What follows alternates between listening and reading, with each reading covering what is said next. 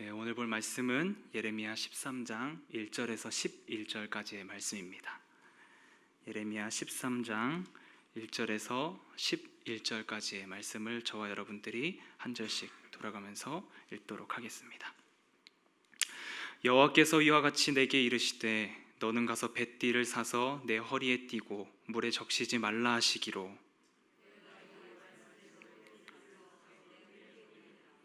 여호와의 말씀이 다시 내게 임하여 이르시되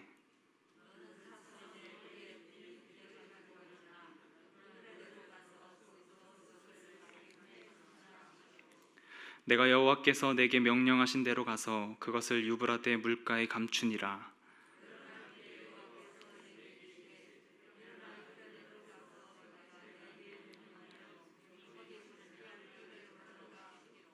내가 유브라데로 가서 그 감추었던 곳을 파고 띠를 가져오니 띠가 썩어서 쓸 수 없게 되었더라. 여호와께서 이와 같이 말씀하시니라. 내가 유다의 교만과 예루살렘의 큰 교만을 이같이 썩게 하리라.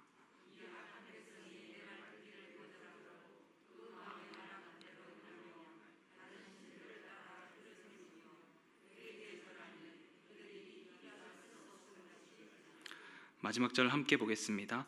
여호와의 말씀이니라. 네가 사람의 허리에 속함같이 내가 이스라엘 온 집과 유다 온 집으로 내게 속하게 하여 그들로 내 백성이 되게 하며 내 이름과 명예와 영광이 되게 하려 하였으나 그들이 듣지 아니하였느니라. 아멘. 네, 오늘도 예레미야의 말씀을 통해서 여러분과 저에게 하나님의 은혜가 임하길 간절히 소망합니다. 오늘의 본문은 내용에 있어서 우리가 이해하기 어려운 부분은 크게 없지만 그 안에 담겨있는 메시지는 결코 가벼운 내용은 아닌 것 같습니다. 오늘 본문에서 예레미야는 하나님의 명령을 받아서 상징적 행동을 하고 있는 모습을 저희들에게 보여주고 있습니다. 예레미야는 총 6번의 상징적 행동을 하는데 오늘의 본문은 예레미야가 행한 첫 번째 상징적 행동입니다. 이 처음이라는 것은 그만큼 하나님께서 이스라엘 백성들에게 가장 먼저 말씀하시고 싶으셨던 내용을 담고 있는 것이 아닐까 생각해 봅니다. 상징적인 행동은 이 예레미야뿐만이 아니라 다른 여러 선지자들도 하나님의 명령을 받아서 행하곤 했습니다. 그래서 호세아 같은 경우에는 음행을 행한 여인과 결혼을 하는 것으로 상징적 행동을 보여주었고, 에스겔 같은 경우에는 한쪽으로만 누워서 몇백일을 지내는 모습을 보여주기도 했습니다. 이렇게 선지자들의 상징적 행동은 굉장히 파격적이었고 또 강한 인상을 남겨주는 행동들이었습니다. 이렇게 선지자들이 보여주는 상징적 행동에는 몇 가지 특징들이 있었는데 첫 번째 특징은 이 상징적 행동은 눈에 보이는 그 행동보다도 그 행동들 안에 담겨있는 의미가 더 중요하다는 것입니다. 선지자들이 겉으로 보여주는 행동들도 물론 중요하지만 그것보다도 그 행동을 통해서 하나님께서 말씀하시고자 하는 의도가 무엇인지를 파악하는 것이 더 중요하다고 할 수 있겠습니다. 그리고 두 번째 상징적 행동의 특징은 이 행동들이 앞으로 일어날 일들을 미리 이야기해 준다는 것입니다. 하나님께서 선지자들에게 상징적 행동을 명령하실 때는 그 일들이 이제 곧 하나님께서 행하실 일들이기 때문에 빨리 사람들에게 그 행동들을 보여주고 그 행동들이 무엇을 의미하는지 사람들로 하여금 깨닫게 하라는 것입니다. 하나님께서 앞으로 하나님께서 이루실 일들 그리고 행하실 일들을 이 상징적 행동을 통해서 보여주시는 것이라고 할 수 있습니다. 마지막 세 번째 특징은 상징적 행동들이 예언자들의 말로 선포되는 메시지를 더 강력하게 만들어준다는 것입니다. 지금까지 우리는 예레미야 앞부분을 계속해서 살펴보아서 알고 있듯이 이스라엘 백성들은 선지자 예레미야의 말을 듣지 않았습니다. 하나님께서 예레미야를 통해서 이스라엘 백성들에게 계속해서 돌아오라고 메시지를 보냈지만 이스라엘 백성들은 그 소리를 전혀 듣지 않았습니다.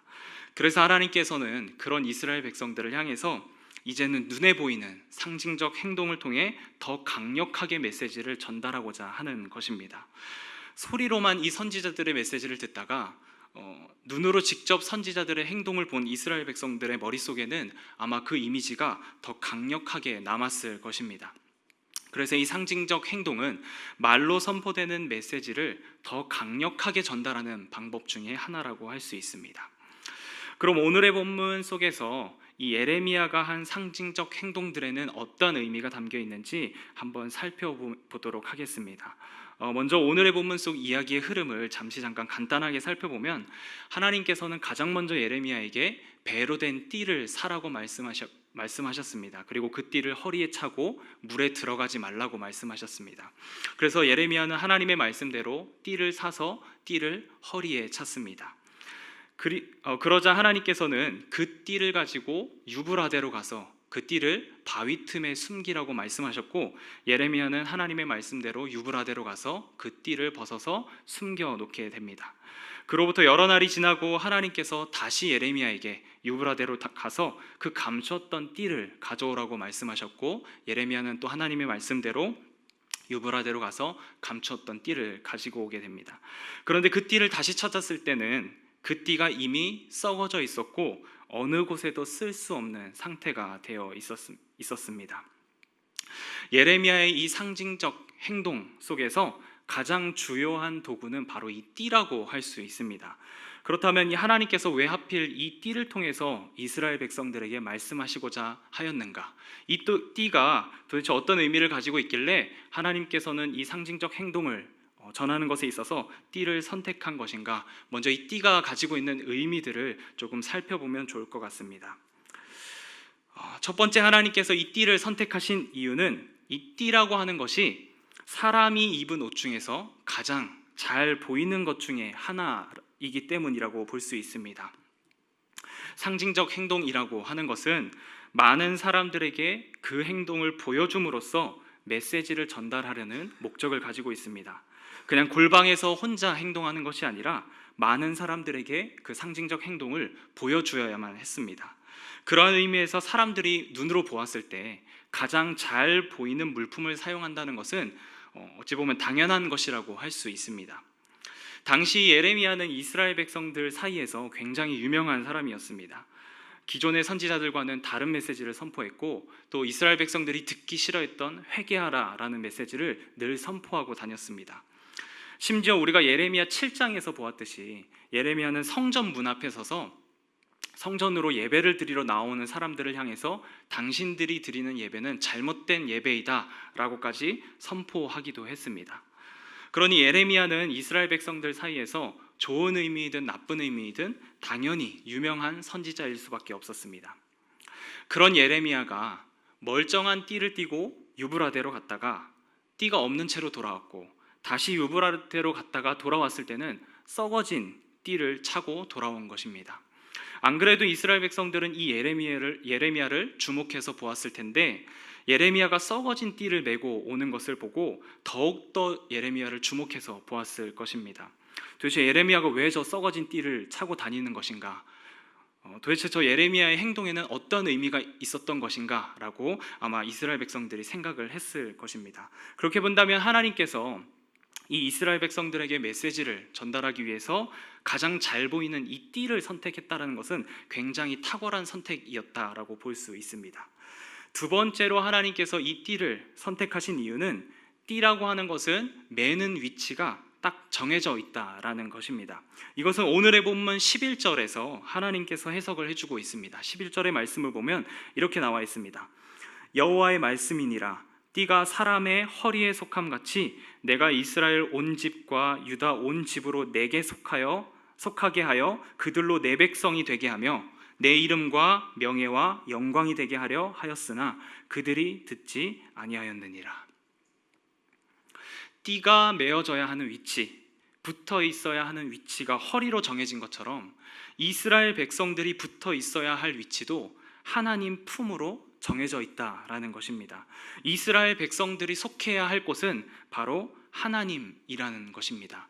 조금 전 이 11절에서 속하다라고 하는 이 단어는 창세기 2장 23절에 나오는 남자가 부모를 떠나 그의 아내와 합하여 둘이 한 몸을 이룰지로다 에서 합하다라는 단어와 동일한 단어입니다. 그러니까 이스라엘 백성들이 하나님 곁에 붙어 있을 때는 그냥 붙어 있는 것이 아니라 마치 남편과 아내가 한 몸을 이루듯이 사랑하는 관계 속에서 합해져야 한다는 것을 뜻하고 있습니다. 그리고 남편과 아내가 떨어질 수 없듯이 이스라엘 백성들도 하나님 곁에서 떨어져서는 안 된다는 것을 지금 말해주고 있습니다. 하나님께서는 이 띠라는 것을 통해서 이스라엘 백성들이 마땅히 있어야 할 자리가 어디인지를 지금 말해주고 있는 것입니다. 마지막으로 하나님께서 이 띠를 선택하신 이유는 이 띠라는 것이 공의와 성실을 상징한다고도 볼 수 있기 때문입니다. 띠라고 하는 단어는 히브리어로 에조르라고 하는 단어입니다. 이 단어는 구약 성경에서 총 14번밖에 나오지 않는데 이 예레미야 13장을 제외하고 나면 이사야서에서 가장 많이 나오는 단어입니다. 또 그 중에서도 이사야 11장 5절에서 2번이나 반복되어서 나오고 있습니다. 이사야서 11장 5절의 말씀을 보면 이렇게 나와 있습니다. 공의로 그의 허리띠를 삼으며 성실로 그의 몸에 띠를 삼으리라. 이사야 11장은 우리가 잘 알고 있듯이 이새의 뿌리에서 나온 구원자 혹은 왕과 관련된 말씀입니다. 이새의 뿌리에서 나온 구원자, 즉 앞으로 올 이 땅에 새롭게 올 구원자는 공의로 허리띠를 띠고 성실로 몸에 띠를 띠고 있다라는 것입니다. 공의로 허리띠를 맨다는 것, 공의로 허리띠를 맨다는 것은 바로 사람과 사람 사이의 관계에서 공평하고 공정하고 정당하고 올바르게 행동하는 것을 말하는 것입니다. 그리고 성실로 몸의 띠를 삼는다는 것은 하나님 앞에 나아갈 때 성실하고 꾸준하고 변함없이 그리고 진실함으로 나아가는 것을 말합니다. 그러니까 이 구절은 하나님을 믿는 자라고 한다면 사람과의 관계 속에서 공의를 행해야 하고 하나님과의 관계 속에서는 성실함으로 나아가야 한다는 것을 말해주고 있는 것입니다. 그렇게 이사야서 이 11장 5절과 연결을 해서 띠라는 것을 본다면 띠라는 것이 그냥 단순히 허리에 두르는 것이 아니라 공의와 성실을 상징하는 것이라고 볼 수 있습니다.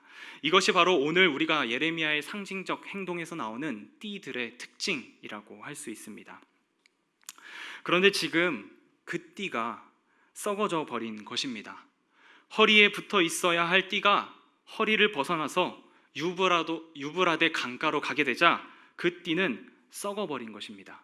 이것은 즉 하나님과 하나 되어서 하나님의 품속에 있어야 할 이스라엘 백성들이 하나님을 떠나서 살게 되자 그들은 썩어진 띠와 같이 되었다는 것을 의미합니다. 그리고 띠가 썩어버렸다는 것은 이스라엘 백성들에게 더 이상 공의와 성실이 존재하지 않는다라는 것입니다. 사람들 사이에서 행해져야 할 이 공의가 무너져 버렸고 하나님 앞에 나아갈 때 성실함으로 나아가야 하는 그 모습들이 이스라엘 백성들에게 사라져 버린 것입니다. 그렇게 이스라엘 백성들은 썩어져서 아무 곳에도 쓸모없는 띠처럼 되어 버린 것입니다. 그리고 하나님께서 이 이스라엘 백성들이 이렇게 무너진 모습으로 또 썩어진 모습으로 살아가는 것에는 분명한 원인이 있다라고 말씀하십니다. 그 원인은 오늘의 본문 9절에 나타나고 있는데 그 원인이 바로 이스라엘 백성들의 교만 때문이라고 말하고 있습니다. 이 교만이라는 단어는 히브리어로 가온이라는 단어입니다. 이 단어는 교만과 거만과 자랑이라는 뜻을 가지고 있지만 동시에 높음과 영광, 위엄이라는 뜻도 가지고 있습니다. 그러니까 이 단어가 하나님 앞에 쓰일 때는 높음, 영광, 위엄이라고 해석이 되는 것이고 사람들 앞에 쓰일 때는 교만, 거만, 자만으로 해석할 수 있는 것입니다.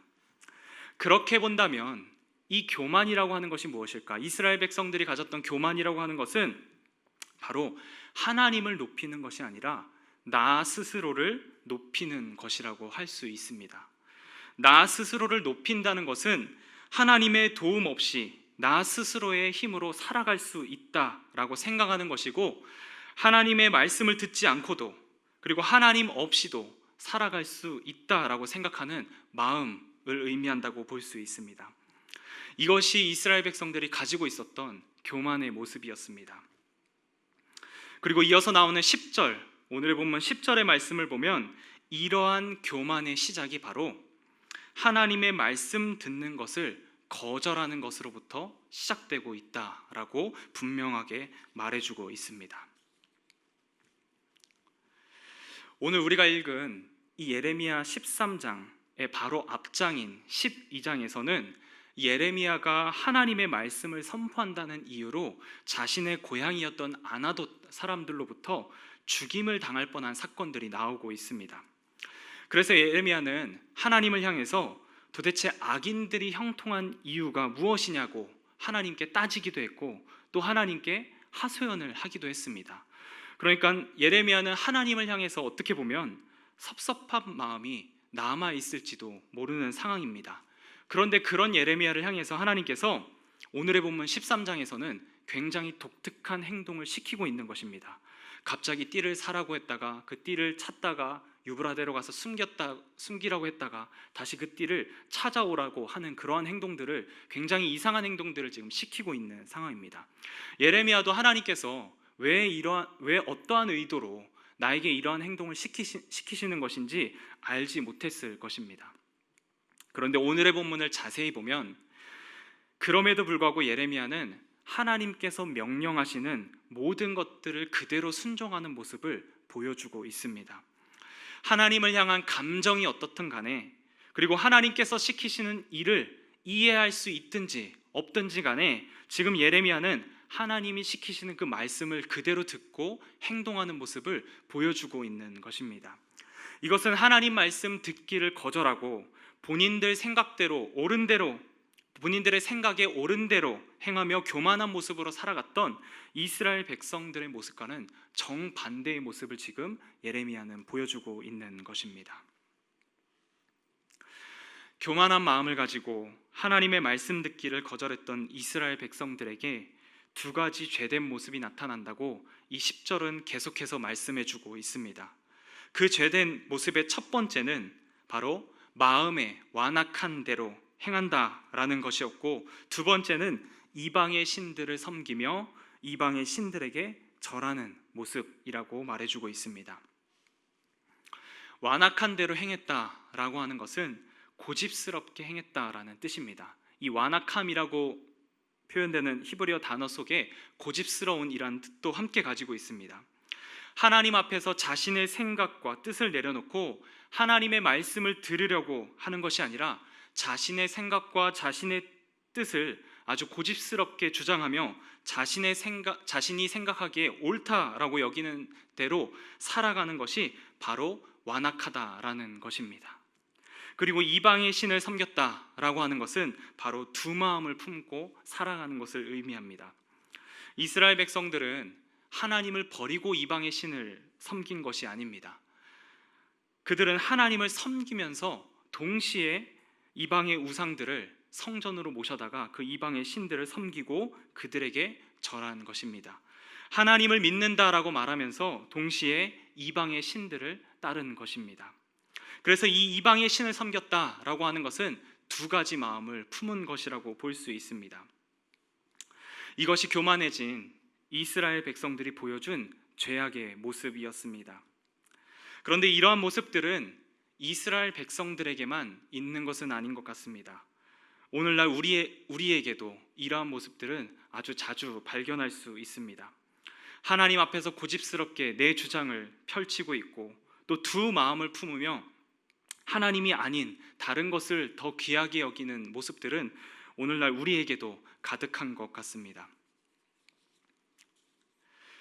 제가 설교를 준비하면서 하나님 앞에서 고집을 피우면서 하나님과 씨름했던 사건들이 몇 가지 떠올랐습니다. 제가 선교 훈련을 받으러 갔을 때의 일인데 선교 훈련을 받는 동안 여러 사람들과 굉장히 친하게 지냈습니다. 그런데 그 중에서도 굉장히 장난도 많이 치고 또 나눔도 하고 아주 즐겁게 시간을 보낸 한 친구가 있었습니다. 그 친구와 이제 날마다 굉장히 뜻깊은 시간들을 많이 보냈는데 하루는 그 친구가 제가 인사를 해도 받아주지 않았습니다. 인사를 해도 받아주지 않고 또 굉장히 냉정하게 저에게 아는 척도 하지 않고 지나가는 모습들을 보았습니다.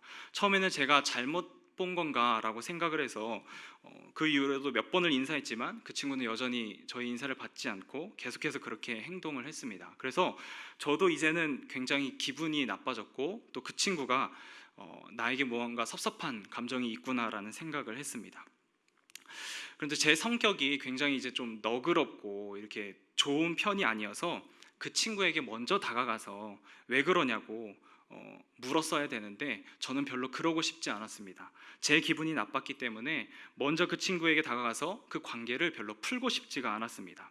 그리고 생각해보니 그 선교 훈련을 가기 전에도 저는 친구들과 사이 관계가 틀어지고 나면 그 친구들과 풀려고 하기보다는 나는 뭐 아쉬운 게 없으니까 뭐 아쉬우면 자기들이 나한테 와서 풀겠지라고 아주 교만한 생각을 품고 있었던 것 같습니다. 그래서 그 친구와 먼저 관계를 회복하려 하지 않고 계속 그냥 그렇게 지내고 있었습니다. 그런데 제가 선교 훈련을 받는 동안 가장 열심히 했던 것은 바로 하나님과 가까워지기였습니다. 당시 제가 가지고 있었던 문제들, 뭐 재정이나 비전 그런 문제들을 가지고 하나님께 나아가기보다도 하나님을 알아가는 것에 또 하나님과 가까워지는 것에 제가 모든 노력을 쏟았습니다. 그래서 밤마다 시간을 정해놓고 산속에 있는 채플실에 올라가서 매일마다 하나님께 기도를 드렸는데, 그런데 제가 기도를 할 때마다 하나님께서 그 친구와의 관계를 계속해서 떠올리게 해주셨습니다. 그런데도 저는 계속 그 생각을 무시하고 어떻게 해서든 하나님께 계속 기도하고 막 그렇게 나아가려고 했지만 제가 기도하면 할수록 하나님께서 무언가 꽉 막고 있는 느낌을 저에게 주셨습니다. 그것은 당연히 하나님께서 빨리 가서 그 친구와의 관계를 풀고 오라라는 사인이었을 것입니다. 그런데 그때 저는 계속 하나님 앞에서 고집을 피웠습니다. 아무리 생각해도 제가 잘못한 것이 없고 제가 왜 먼저 가서 그 친구에게 풀어야 하냐라고, 저는 아쉬운 것이 없습니다 라고 하면서 하나님께 계속 고집을 피웠습니다. 그렇게 3일 동안 하나님과 씨름을 하다가 결국 3일째 되던 날 밤에 하나님께 항복을 했습니다. 도저히 하나님께 기도도 안 나오고 찬양도 안 나와서 하나님, 결국 제가 그 친구에게 먼저 다가가서 미안하다라고 사과를 하겠다, 그리고 먼저 말을 걸겠다라고 이야기를 했습니다. 그런데 그렇게 하나님께 항복은 했지만 여전히 제 속에 조금의 고집이 남아 있었습니다. 그래서 하나님께 한 가지 조건을 내걸었습니다. 하나님, 제가 먼저 이야기는 하겠지만 그 친구를 지금 이 채플실로 불러준다면 그것은 확실하게 하나님께서 저에게 그 친구를 보낸 것이라는 사인으로 알겠고, 제가 그렇게 된다면 제가 먼저 그 친구에게 다가가겠습니다 라고 하나님께 한 가지 조건을 내걸었습니다. 그런데 그렇게 제가 기도를 하고 있는 그 중에 정말 거짓말처럼 발자국 소리가 들렸습니다. 그 채플실이 나무로 지어진 곳이어서 삐거덕하는 소리가 굉장히 잘 들렸는데 그 삐걱대는 소리가 점점 크게 다가왔습니다. 그래서 그 소리가 점점 가까이 다가올수록 저의 심장도 빠르게 뛰기 시작했고, 저는 올 것이 왔구나라고 생각을 했습니다. 그러면서 하나님 정말 대단하신 분이시구나 라는 생각을 함과 동시에 하나님이 조금은 원망스럽기도 했습니다. 그래서 결국 저는 기도하던 방을 나가서 옆에 방의 문을 살짝 열어봤더니 정말 그 친구가 와서 그 자리에서 기도를 하고 있었습니다. 저는 그 친구의 기도가 끝날 때까지 그 뒤에서 기다리고 있다가 그 친구의 기도가 끝나자 살짝 다가가서 용기를 내어서 먼저 이야기를 했습니다. 혹시 나에게 무언가 섭섭한 것이 있냐, 마음이 상한 것이 있냐라고 물었더니 그 친구가 제가 했던 농담 한마디가 자신의 상처를 건드렸고 자신의 마음이 상해서 저를 모른 척했다라고 이야기했습니다. 그런데 그 친구도 오늘은 저와 풀어야겠다라고 생각을 하고 있었는데 어떻게 다가갈지 몰라서 굉장히 망설이고 있었다라고 이야기하는 것입니다. 그래서 저에게 먼저 다가와줘서 또 이야기해줘서 고맙다고 이야기를 했습니다. 그렇게 저희 두 사람은 서로의 오해를 풀었고 또 평생 서로를 위해서 기도해주는 동력자가 되기로 약속을 하고 헤어졌습니다. 우리가 하나님 말씀 앞에 서서 하나님의 말씀을 듣는다면 또 하나님 말씀에 민감하게 반응을 한다면 우리는 우리의 뜻과 우리의 생각을 내려놓을 수밖에 없습니다. 하나님 앞에서 우리의 고집을 내세울 수 없는 것입니다. 우리가 여전히 우리의 생각과 뜻을 하나님 앞에서 고집하고 있다라고 한다면 그것은 하나님의 말씀을 듣지 않고 있는 것이고 하나님 앞에 바로 서 있지 않는 것이라고 할 수 있습니다. 또 이스라엘 백성들과 똑같이 교만한 마음을 품고 있다라고도 볼 수 있습니다. 하나님 말씀 없이도 하나님 없이도 살아갈 수 있다라고 생각했던 그 이스라엘의 교만을 우리도 같이 갖고 있는 것이라고 볼 수 있습니다. 두 마음을 품는 것 역시나 마찬가지입니다. 우리 모습 중에서 가장 자주 나타나는 모습이 바로 이 두 마음을 품는 모습이 아닐까 생각해 봅니다. 우리는 하나님 한 분이면 만족한다라고 이야기하면서도 고백을 하면서도 끊임없이 세상의 것으로 우리의 만족을 채우려고 합니다.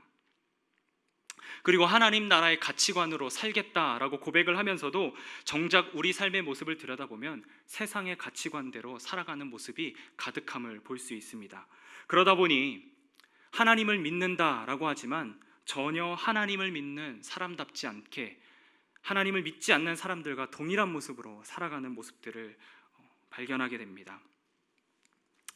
얼마 전 뉴스앤조이라는 이 기독교 언론사에서 2000년대에 나왔던 한국 영화나 드라마 속에서 기독교인들을 어떻게 묘사하고 있는지에 대해 조사한 기사를 본 적이 있습니다. 총 14편의 영화와 드라마를 조사했는데 그 중에서 기독교인을 긍정적으로 묘사한 영화나 드라마는 단 2편밖에 되지 않았습니다. 그리고 나머지 12편의 영화나 이 드라마에서는 기독교인들이 온갖 부정한 방법으로 돈을 가지려 하고 또 권력을 얻기 위해서 세상 사람들보다 더 치열하게 경쟁하는 모습 등등 여러 악한 모습으로 묘사되었다고 합니다. 물론 과장된 부분도 있겠지만 이것은 그만큼 오늘날 사회가 하나님을 믿는 사람들, 기독교인들을 바라볼 때 부정적으로 바라보고 있다라는 것을 말해주고 있습니다. 또 그들이 이렇게 부정적으로 우리를 바라보게 된 이유에 있어서는 하나님을 믿는 사람들이 실제로 그렇게 행동을 해왔기 때문이라고도 볼 수 있습니다. 하나님을 믿는다는 사람들이 세상의 사람들과 구별되지 않고 살아왔기 때문에 세상의 사람들이 우리를 그렇게 본다라고도 할 수 있습니다. 우리가 하나님 앞에서 고집을 내세우지 않기 위해서는 또 두 마음을 품지 않기 위해서는 또 하나님을 믿는 사람다운 모습으로 살아가기 위해서는 가장 먼저 하나님의 말씀 듣는 것을 거절해서는 안 되는 것입니다. 또 그렇게 하기 위해서는 우리는 영적으로 부지런해야만 합니다. 끊임없이 하나님의 말씀을 보고 또 그 말씀을 묵상하고 묵상한 것으로 하나님께 기도를 드리고 매 순간 하나님을 기억하면서 하나님의 말씀대로 살아가려는 그 노력이, 그 모습이 우리에게 있어야만 하는 것입니다. 그럴 때 우리는 우리의 고집과 두 마음을 내려놓을 수 있는 것이고 또 교만으로부터 벗어날 수 있는 것입니다. 결국 하나님 말씀 듣는 것을 거절했던 이스라엘 백성들은 교만으로 인해서 띠가 썩은 것처럼 썩어져서 어느 곳에도 쓸 수 없게 되어버렸습니다. 이스라엘 백성들의 죄악된 모습은 그들이 심판받기에 마땅한 모습이었습니다. 그래서 하나님께서는 이스라엘 백성들을 심판하셨고 결국 유다는 멸망해버렸고 이스라엘 백성들은 바벨론 포로로 잡혀가게 되었습니다. 하나님께서 예레미야를 통해 보여주신 상징적 행동 그대로를 하나님께서 이루신 것입니다.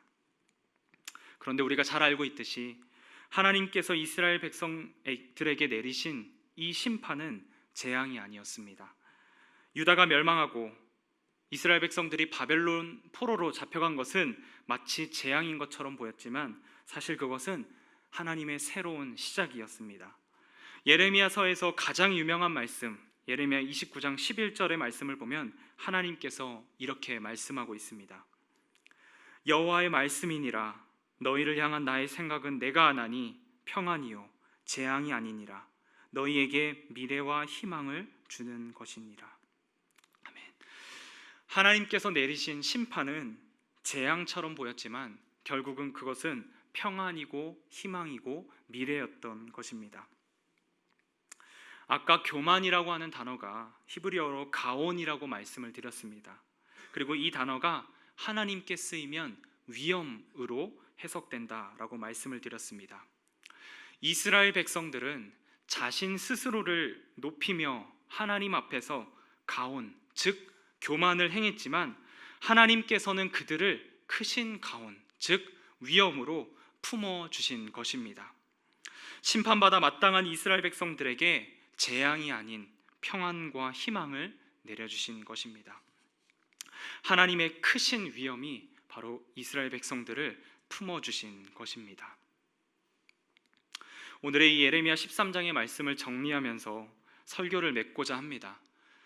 이스라엘 백성들이 띠와 같이 썩어진 이유는 바로 교만 때문이었습니다. 그리고 이 교만은 하나님의 말씀을 듣지 않는 것, 하나님 말씀 듣는 것을 거절하는 것으로부터 시작된 것입니다. 그리고 그 교만의 결과적인 모습은 하나님 앞에서 고집을 피우고 두 마음을 품고 우상을 섬기는 죄된 모습으로 나타났습니다. 그리고 이 모습들은 이스라엘 백성들에게만 국한되는 것이 아니라 오늘날 우리에게도 나타나고 있습니다. 우리가 교만하지 않기 위해서는 하나님 말씀 듣는 것을 거절해서는 안 되는 것입니다. 하나님 앞에서 우리의 고집을 내려놓고 두 마음을 품지 않기 위해서는 우리는 영적으로 부지런해야만 하는 것입니다. 하나님 말씀 듣는 것을 즐겨하고 말씀을 날마다 보고 또 말씀을 듣고 말씀을 묵상하고 그 말씀으로 하나님 앞에 기도하는 자세가 우리에게 필요한 것입니다. 그럴 때 우리는 우리 스스로를 높이지 않고 하나님의 도움 없이는 우리가 단 한순간도 살아갈 수 없다라는 고백을 할 수 있을 것입니다. 저와 여러분들이 영적으로 더욱 부지런하여 하나님 말씀 듣는 것을 게을리하지 않고 하나님 말씀 앞에 바로 섬으로 교만을 내려놓고 하나님의 말씀대로 살아가는 삶을 살아가기를 간절히 소망합니다. 또한 행여라도 우리가 교만한 모습으로 하나님 앞에 부족한 모습을 보인다 할지라도 그러한 우리에게 재앙을 내리시지 않으시고 우리를 감싸 안아주시는, 또 우리에게 평안과 희망을 주시는 그 하나님의 크신 위엄을 기억하고 다시 한번 일어나 하나님 말씀 앞에 바로 서는 저와 여러분들이 되기를 간절히 소망합니다.